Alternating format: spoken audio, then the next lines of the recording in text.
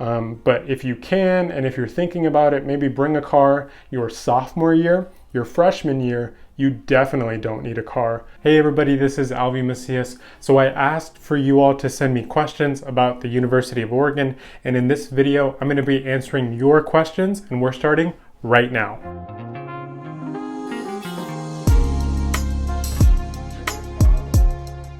So I have my handy dandy laptop here. Okay, so Jocelyn asked, I got accepted and I'm thinking of attending. Congratulations.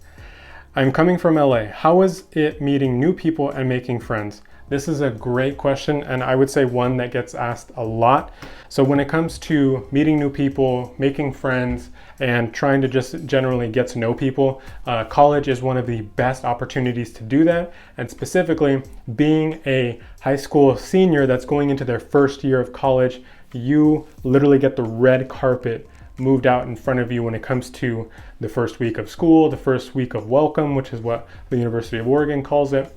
There's literally the first 2 weeks of campus, or first 2 weeks of school, probably 15 to 20 different events on campus, and it's just specifically for you to get to know people. So it's a lot easier than you might think it is, and especially if you're coming from LA or if you're coming from anywhere outside of the Eugene area. A lot of people have a tendency to think, well, you know, everyone's probably going there that lives there. Probably a lot of high school students that went to school in Eugene are going to the University of Oregon, so how am I supposed to ever meet anybody? And that's probably one of the biggest misconceptions, especially about the U of O, that it's hard to meet people. It's really easy to meet people, and you're probably going to make a lot of friends within your first 2 weeks of being in your dorms, because you and your dorm mates see each other all the time.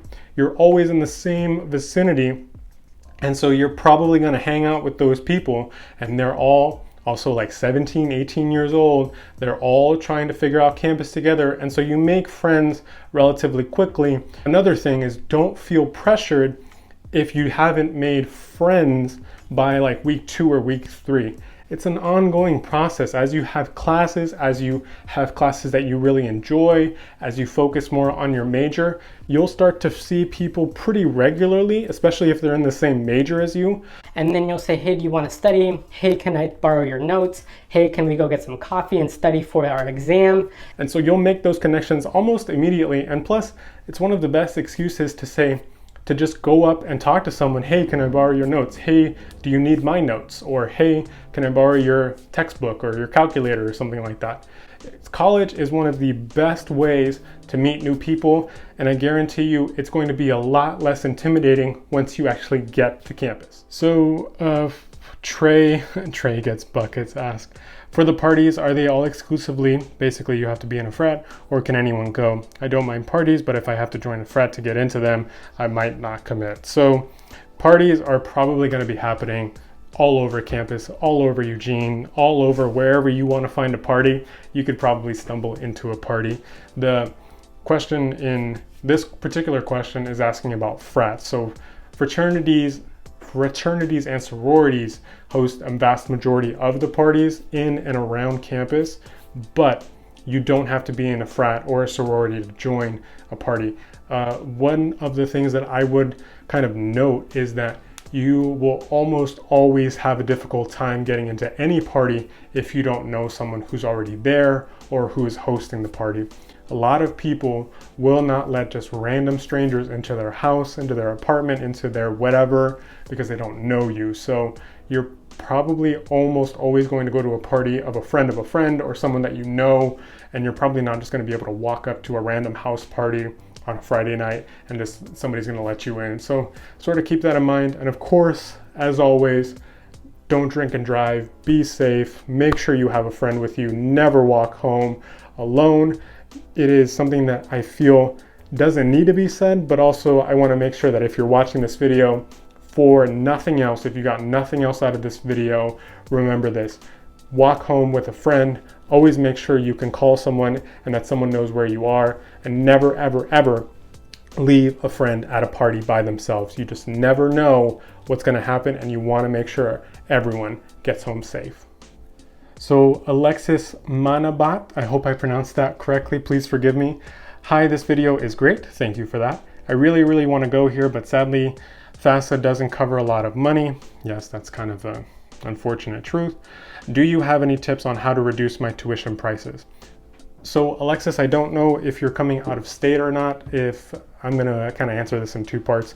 If you're coming out of state, again, kind of tying back to that, try to get in-state tuition. It'll cut your tuition cost by 2/3. It's almost like getting 66% off your tuition.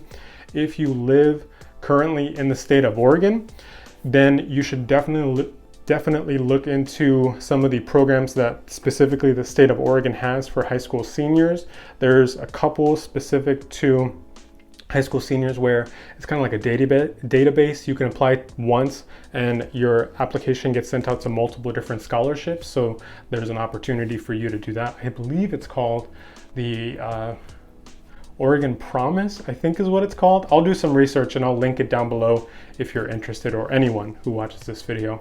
If you're an Oregon high school senior and you're interested, link in the description below. But mostly it's going to be your housing. So the two biggest costs are going to be the tuition and your housing. So housing, you can pretty much cut in half or minimize by your sophomore year because you won't have to live on campus. Kind of a side note, you do have an live on campus requirement your first year. If you're a true freshman out of high school going to college at the University of Oregon, you have to live in the dorms your first year. There's a bunch of research about it and why they do that, but that's just sort of the Cliff Notes version. But when you're a sophomore, you can move into an apartment, you can move in with roommates, and so you can really cut down your housing cost almost within just getting an apartment with your friends as opposed to having a dorm on campus. The other part of that is your tuition. So again, applying for scholarships, trying to find various different scholarships on campus. The University of Oregon will, if you have certain grades or certain criteria, the University of Oregon will automatically award you scholarships. But working during your college years is nothing to scoff at, and it's something that I did. If you can work and your parents are helping you, pay for something, then you can definitely cut down your tuition costs over time. And I don't know what it is about working during college. There's some taboo about it, but I did it. My girlfriend did it. It's definitely possible. And if you can work and go to school, I guarantee you'll pay less over time by the time you graduate. Some areas that you would suggest to live in while attending the U of O. So this question really pertains and it comes down to price. Ultimately, what I would tell almost any single student that's going to the University of Oregon that is moving out of the dorms and is ready to move into an apartment, it ultimately is going to come down to price. The closer to campus and the nicer of an apartment building or just apartment in general, the more you're going to have to pay. Now, if you go a little bit further from campus, maybe towards like the Autzen Stadium or just further away in general, you're probably going to see a reduction in the total price tag. But what you have to remember is, am I going to be able to afford to drive to campus every day? If I have to take multiple bus lines, is that going to add an extra 20-30 minutes to my morning or to my evening when I'm coming home from school? So you have to weigh those pros and cons yourself. But as a general rule of thumb, the closer to campus, the nicer the apartment, the more the price tag. Now, I will say that there are some apartment complexes that I would recommend you at least look into, but this is in no way a blanket endorsement. It's just ones that I think if you're interested in, you should maybe pursue. Now, the most affordable option, but again, being the furthest away, is going to be Chase and Duck Village. And I'll have a link to that in the description. Again, not an affiliate link. Just if you're interested in, you can learn more about them. They run anywhere from about maybe $500 to $700 per room for a 2-bedroom to 3-bedroom apartment, which for that area is pretty affordable. But again, you have to look into, are you willing to drive to campus, or are you okay with taking 2 to 3 bus lines to get to campus? It's ultimately up to you. Now, if you want something that's a little bit closer to campus, but still is going to have a little bit of that community type of feeling, I would recommend you look into 2125 Franklin. And again, there's going to be a link in the description box below. They're a little bit closer to campus, and it's actually only about 2 blocks away from campus, but it is a little bit more expensive than perhaps Chase and Duck Village. Now, one area I would almost always recommend people not really move into is going to be anything behind campus in the sense of perhaps maybe past 20th Avenue, just because there are and have been a tendency to be a high crime rate in that area. Now, this is sort of an asterisk because crime is relative, right? It kind of depends on you making sure you're safe, making sure you always walk with a friend home. But generally speaking, there are a higher rate of crimes in this area, but it's all with a grain of salt, so just be careful and do your own research. What are your thoughts on the best dorm hall? So when it comes to the best dorm hall, again, it's all going to come down to your wallet and how much you're willing to pay. When you want a really, really nice dorm, maybe just one roommate, or if you even want a dorm by yourself, you're going to have to cough up a lot more money. As opposed to if you want that more traditional style dorm, 3 roommates, 2 people on each side of the room, and you all share pretty much everything with no common amenities other than just the bathroom and maybe like a small little sink area. One of the dorm halls that I think is probably the best bang for your buck, and I think is going to be the best overall package for most students, is going to be Justice Bean Hall. And I know some people are probably thinking, Bean Hall, that's kind of nasty, it's kind of an older building. Yes, it is definitely one of the older buildings on campus. However, before I left the University of Oregon, Bean Hall was under massive reconstruction and massive remodel because of some issues they've had in the past and not being up to code. So I think the money that you're spending on Bean Hall and for what you get for it, plus it's so centrally located on campus, I think it's one of the best values that almost all students are going to enjoy. But also remember, it's not the super luxury one entire floor to yourself type of dorm. You definitely are going to have some roommates, but that's also an avenue for you to have more friends and get to know more people on campus. Now, sort of the other side of the spectrum, if you have the money and if you want to spend a little bit more and have a little bit more of a nicer place, nicer amenities, you might want to have AC in your floor or in your dorm, which is something that's very, very useful, especially during the spring and summer, then I would recommend you look into Global Scholars Hall. And again, I'm going to have links to everything in the description down below. So if you are interested in anything I'm talking about, make sure to check out that link down below. Global Scholars Hall, or GSH, as you will oftentimes hear it referred as, is one of the newer buildings. It's also one of the ones that have some of the nicer amenities on campus. And again, centrally located, a little bit more tucked away behind the main 13th Avenue drag, but still a great value for what you're getting with an included meal plan. It has one of the better cafeterias for freshmen in all of the dorms. So if you have the money, I would recommend you look into Global Scholars Hall. I've already asked this before, blah, blah, blah, blah, blah, really want to. So I really want to attend U of O, but I'm out of state and that will be expensive. Are there good opportunities for out-of-state students to get financial aid? There is a great opportunity for out-of-state students to get financial aid. One of the biggest things that is ultimately going to skew how much financial aid you get is out-of-state versus in-state tuition. Out-of-state students have the biggest opportunity to see a shift in their financial aid if they get in-state tuition. So there's a whole another video in regards to how to get in-state tuition. I'll leave it linked up in the cards up here. It'll also be in the pinned comment down below. But basically, if you can get in-state tuition, your tuition costs will cut down by 2/3. You'll basically be getting 66% off of your tuition, which is a massive difference between what you would be paying and how much further any financial aid would go. Meaning that if you were getting financial aid assistance for Pell Grants or any other scholarships for $10,000 for an entire year, and your tuition was $33,000 versus $11,000, then your financial aid doesn't go as far. On the flip side, if you do get in-state tuition, your tuition is $11,000, your FAFSA and all your free money is $10,000, then you only have to come up with about $1,000 out of pocket.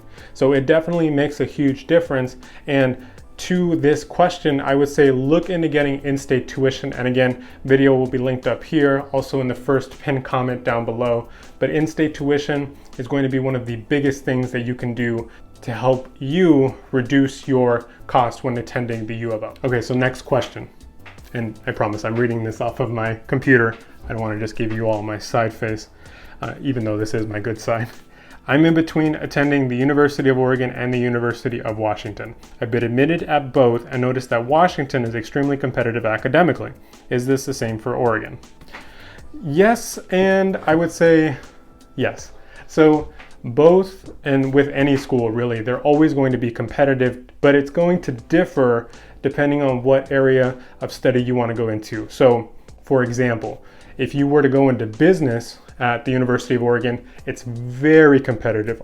However, if you were to look at the University of Oregon for, I don't know, let's say sociology, for example, which was what my major was, it's not as competitive, but overall getting into the school and getting into the program and the classes you want, it is competitive and it is academically challenging. At no point will you hear someone say, I didn't go to class, I didn't take any of the quizzes, I didn't study for anything, and I still passed my classes. And I think this is what this question is getting at, meaning that if you go to class, or are you basically going to have to really apply yourself to pass your classes? And I would say, yes, 100%. You're going to need to apply yourself. You can't just roll out of bed at 4 a.m., study for 2 hours, and then go take a test at 7. That's not going to work, and you're not going to pass your classes. So the rigor for your classes is very academically challenging, and they do this on purpose. The University of Oregon wants to make sure you're getting a high quality education, and it's not something that you can just pass, because then it kind of devalues your education. You really have to work for it, not just wake up and think you're going to pass, because some people might be able to do that, but most are not. Okay, so Seb Loop, who has one of the best avatar photos. Hello Alvy, I have just recently moved to Oregon this past November. I am currently in community college and plan to transfer to Mount Hood to finish my last year of community next fall. What are some transfer scholarships that you applied for at U of O, or that's a typo, O of U, to cover cost of even go debt free? I currently have a good GPA of 3.8. Congratulations, Seb, on that. What are some steps as a transfer student I should take to get the best experience at the U of O? Thanks. What are some transfer scholarships that I personally applied for? One of the biggest ones that I applied for when attending the University of Oregon was the Ronald E. McNair Scholars Scholarship. And again, I'll leave a link to the official website for the university down in the description, so check that out. But basically, the Ronald E. McNair Scholars Scholarship is to help students who are first generation, low income, and are attending a 4-year institution who are thinking about and wanting to pursue a graduate level degree. So that can be either a master's, that can be a PhD. It's primarily focused on PhD students who want to continue on after their undergrad. But that scholarship alone was, I believe, when I received it, it was $10,000 per year for my last year at the University of Oregon. Now, the second part to this question is, what are some steps as a transfer student that you can do to make sure you have the best experience at the University of Oregon? So this one is going to be tailored specifically to as a transfer student, but I think can still resonate with true freshmen and anyone coming in as a high school graduate. So if you are someone who is coming to the University of Oregon, and let's just assume for the purposes of this video that you don't know someone off the bat when you are actually moving to Eugene to go to the University of Oregon, then one of the best things you can do is just be social. Now, I don't mean go around and just start talking to anyone and everyone, but think to yourself, do I go out of my way to say hi to people? Do I walk around just buried into my phone?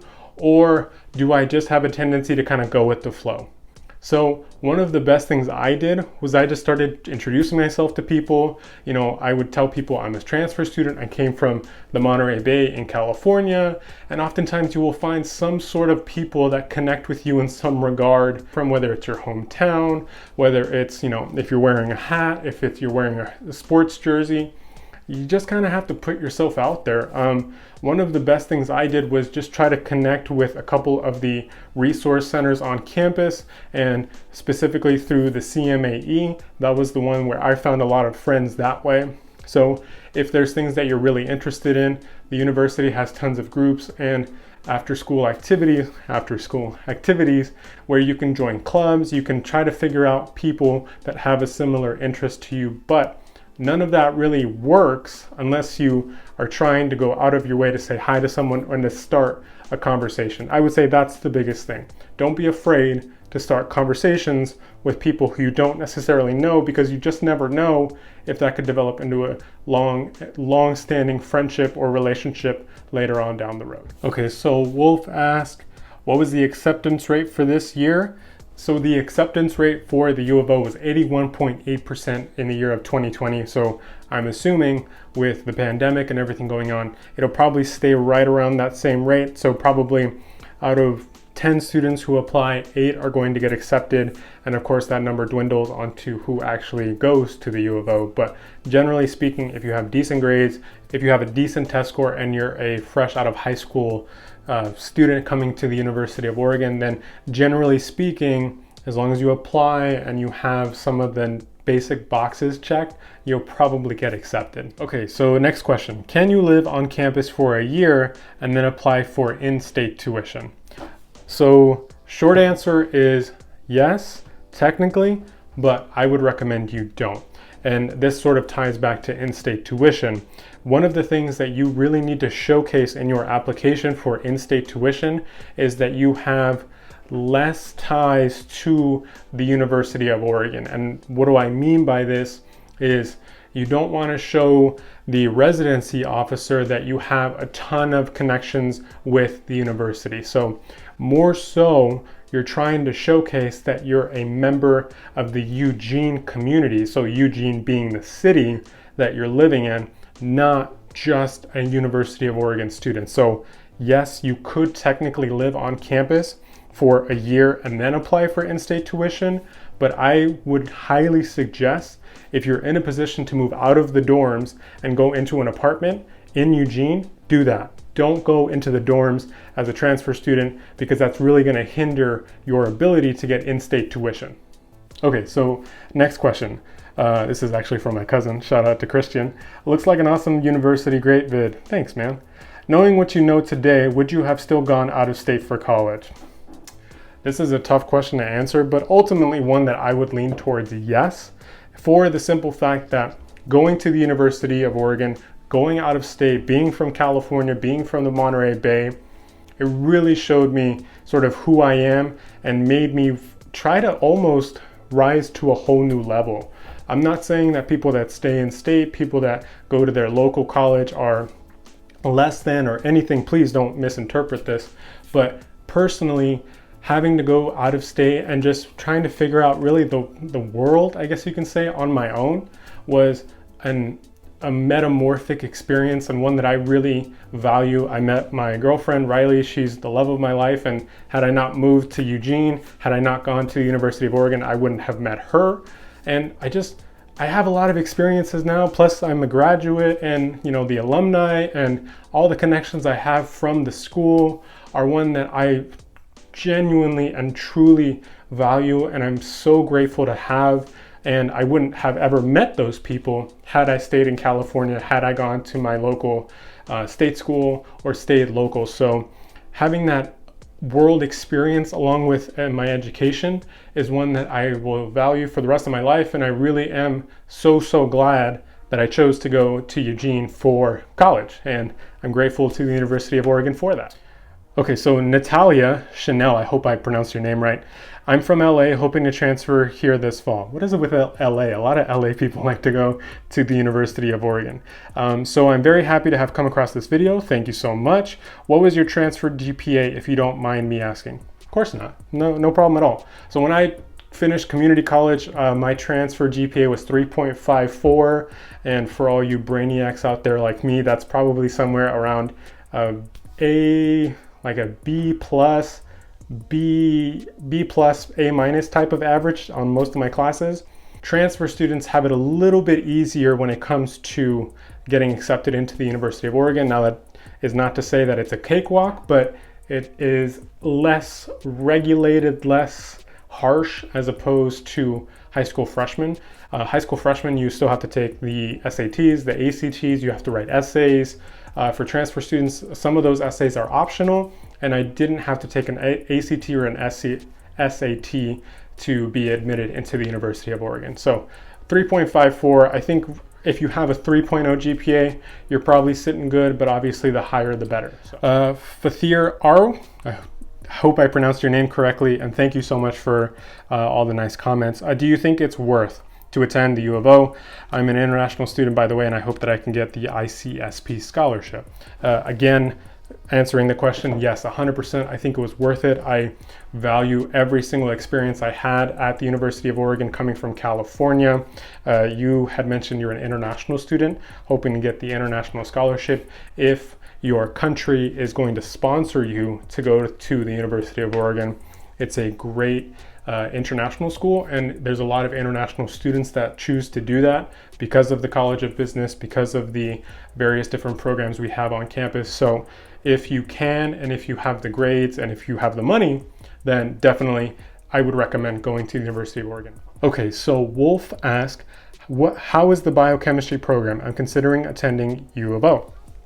I have a couple friends who went through biochemistry. I know a couple people who went through the human physiology program at the University of Oregon. It's actually very difficult from what I've heard. I personally never had any of those classes, but I do know a lot of people who stayed up late, had to study a lot. That's all I'm really gonna say on that program. If you'd like, Wolf, I can connect you with some of the people that I know who did biochem. Maybe they can answer some more questions. So let me know down below. So Peter Neidhart, again, I hope I pronounced that right. Peter, let me know if I didn't. My son has U of O in his final 3. Hey, congratulations. Is Eugene a happening town? Do you know anyone in the School of Music? Good video. So thank you for the comment. Eugene is a happening town. I made a couple more comments about that. I'll leave a link to it up here in my pros and cons video. Eugene overall is a small town, but it is a college town. So once college is no longer in session, think the summer months, there's a couple things to do. And once you've done a few of them multiple times, you're like, okay, Saturday market, going to Hendricks Park or something like that. It's all kind of the same stuff overall. But generally speaking, Eugene is a pretty cool town to be in. Obviously, they have a lot of college influence, but other people from out of town, like big name performers, come to perform at the Matthew Knight Arena. So there's always something going on. If you're outdoorsy, Eugene is one of the best places to live because there's so much to do outside. You can hike, you can go to the mountains, you can go to the snow, you can just be around town and see a bunch of different nature sort of settings. So definitely a happening town, but if you can and if you are able to, then I would recommend going to visit Eugene and just kind of get a feel for it. I always recommend students go check out not only the campus but the surrounding areas just to kind of get a feel for the city, and you'll know kind of just in your gut if it's something that you can vibe with and if it's a town that you like. You'll almost always tell. So Jonathan Lebrun asked, is U of O's campus biker friendly? I'm assuming a pedal bike, maybe not a motorcycle. Is Eugene easy to get around without a car? So yes, Eugene and the U of O campus is very, very biker friendly. There's tons of different opportunities for you to lock up your bike. There's one sort of vein that cuts across the entire campus, and on almost any given day, you'll see people riding their bikes down the middle of the road. That's specifically for bikes and skateboards, and then people walk on the sidewalks. So very biker friendly. And the second part, is Eugene easy to get around without a car? Yes, it is. Depends on where you go though. You might want to have a car, specifically because Eugene overall is sort of a big town. Well, it's a wide town. So if you wanted to walk from, let's say, the end of campus all the way to West Eugene, then that would probably be like a 2-hour walk. So maybe not the best idea. I know a lot of people who bike all throughout town. Of course, if you're a student, then you get the free bus pass with your student ID. So you can cut in and out, go all over town for free. Basically, you don't have to pay for your bus fare. But if you can, and if you're thinking about it, maybe bring a car your sophomore year. Your freshman year, you definitely don't need a car.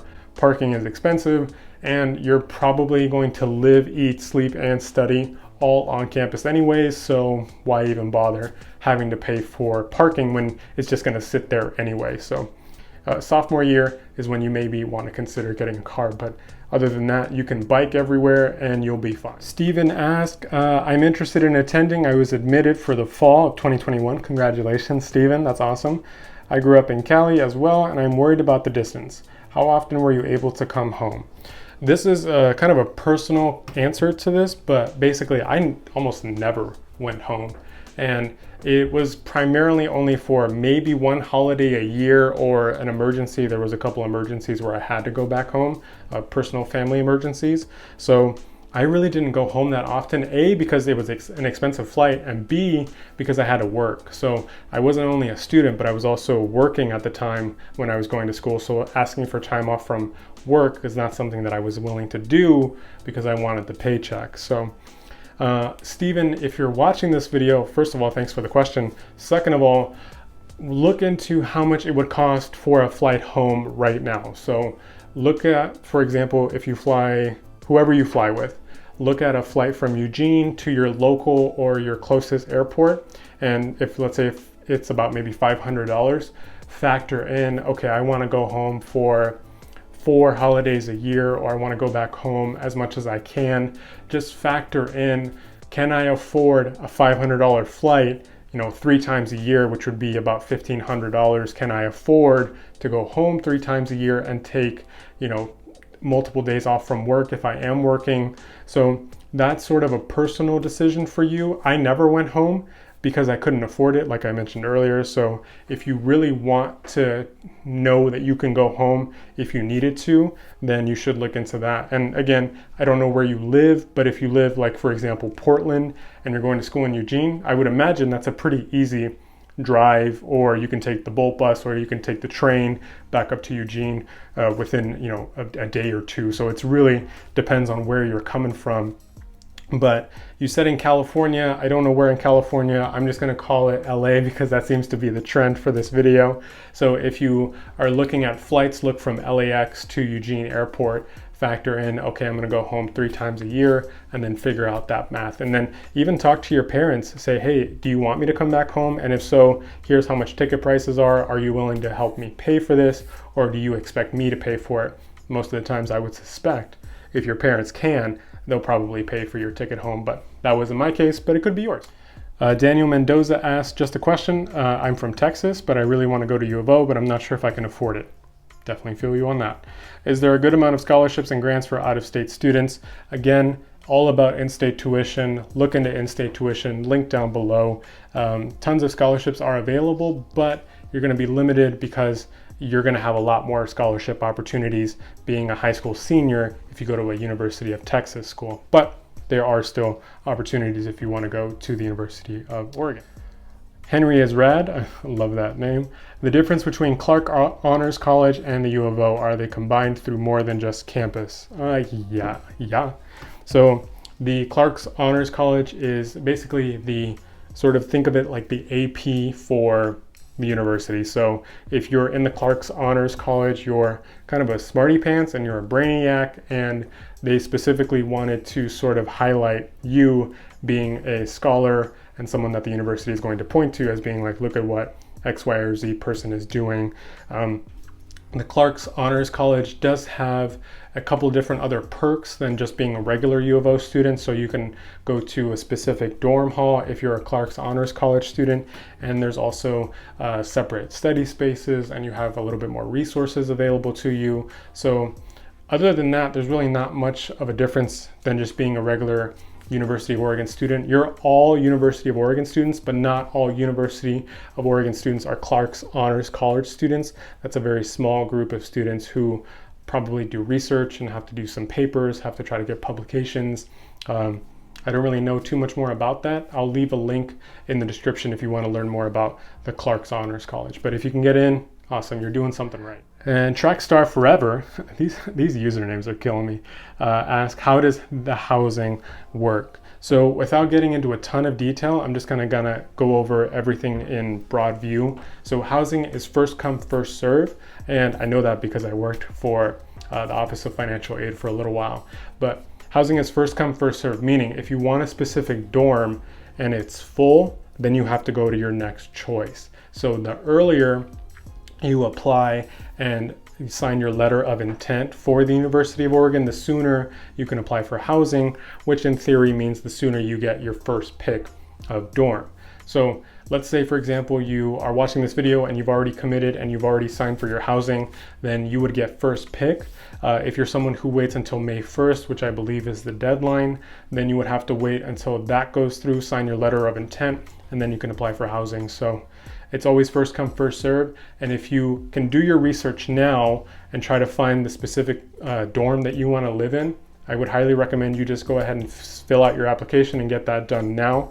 But let's say, for example, you don't get your first pick, they have you fill out an application and say, this is my first choice, this is my second choice, and this is my third choice.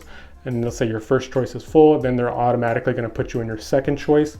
And if your second choice is also full, then they're going to move you down to your third. And if for whatever reason all three are full, then they're just going to basically pick you a dorm to live in. So the sooner you can apply and get that information into them, the sooner and better opportunity you'll have to have a dorm that you actually want. All right, everybody, thank you so much for watching this video. Again, there was tons of questions and I hope that I answered a good amount of them for you. If you have other questions, please leave me questions in the comment box. If you went to the University of Oregon and or you're a current student, let me know down in the comment section and let's kind of build this community together. I know that there's tons of students who are watching this, are on the cusp of going to the University of Oregon, and I hope that I can provide you a little bit of value.